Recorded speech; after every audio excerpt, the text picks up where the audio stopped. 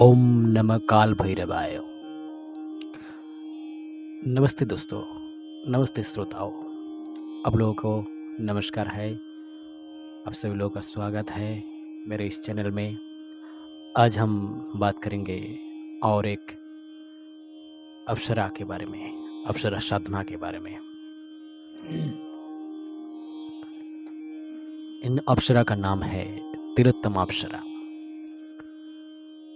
इन साधना के बारे में बात करने से पहले आपसे अनुरोध है कि आप वीडियो को पूरा देखें, यानी कि वीडियो में खास देखने का कुछ नहीं है, आपको बात सुनना है।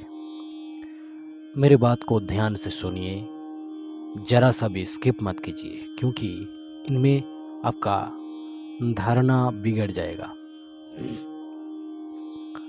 साधना के बारे में, साधना का जो पद्धति है उसके बारे में जानना जरूरी है।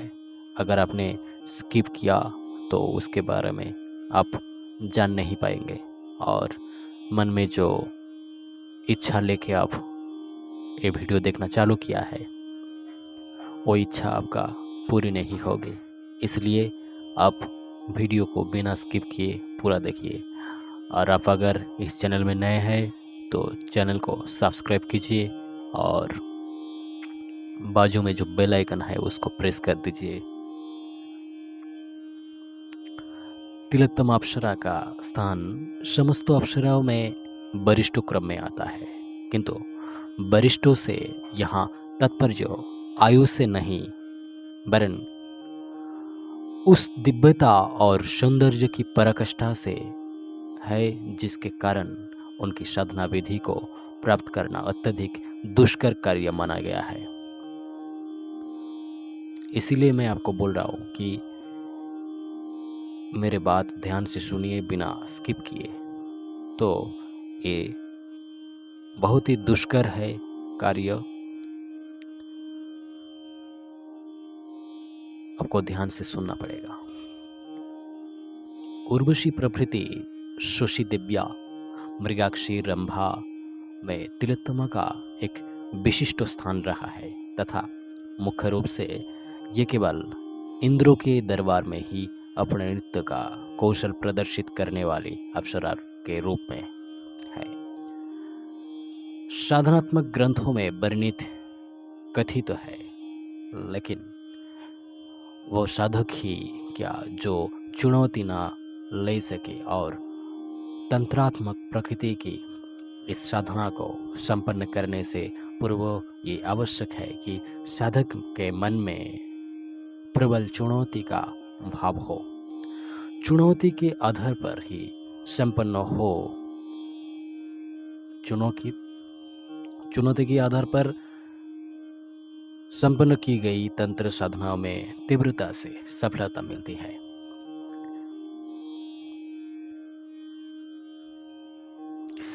इस प्रयोग को संपन्न करने के इच्छुक साधक के लिए आवश्यक है कि उसके पास ताम्रपत्र पर अंकित अप्सरा यंत्र तथा स्फटिक माला हो। साधक पीले वस्त्र पहन पूर्व की और मुख करके, अर्थात पूर्व दिशा की ओर मुख करके इस यंत्र को केसर के ऊपर तिलोत्तमा एवं उसके नीचे अपना नाम लिखकर स्फटिक माला से निम्न मंत्र की 11 माला मंत्र जप संपन्न करें। इस साधना के लिए जो मंत्र का आवश्यकता है वो मंत्र आपको अगर चाहिए तो आप मुझे मैसेज कर सकते हैं। ये अत्यंत गोपनीय है, इसलिए मैं यहाँ पे लिख कर नहीं दूंगा, केवल एक बार उच्चारण करके बताऊंगा। ओम ह्रीं ह्रीं तिलोत्तमा अप्सराय गच्छ गच्छ नमः। देखो, ऐसा है कि ये मंत्र बहुत ही गोपनीय है, इसलिए आपको सही उच्चारण के पूर्व आपको माला के जप करना होगा। इसलिए आपको सही विधि और सही यंत्र संग्रह करके ये साधना करना चाहिए। और आप मुझे इस मंत्र को प्राप्त करने के लिए मुझे मैसेज कीजिए इंस्टाग्राम पर।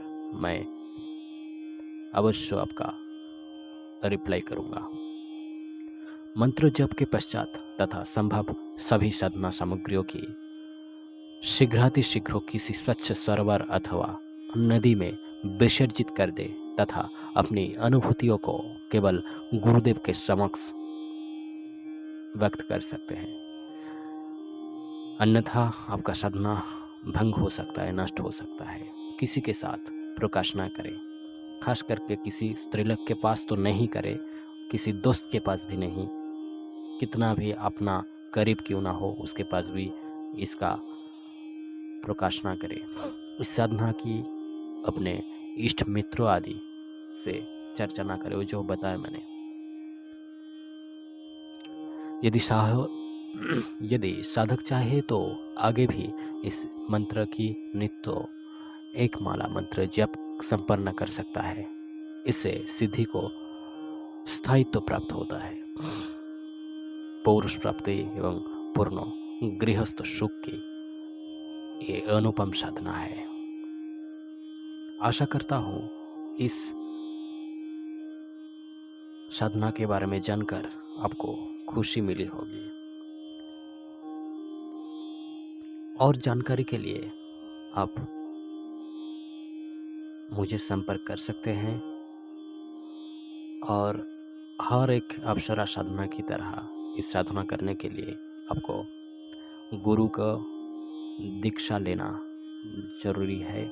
गुरु दीक्षा लेना जरूरी है, गुरु का आशीर्वाद प्राप्त करना जरूरी होता है। और आपको स्फटिक माला और साथ ही में ताम्रपत्र पर अंकित अप्सरा यंत्र जरूर आपके पास होना चाहिए। मेरे साथ जुड़े रहिए और बहुत सारे साधना के बारे में जानने के लिए मैं आपको इसी चैनल पर बताऊंगा। आप जुड़े रहिए, सब्सक्राइब कीजिए मेरा चैनल को।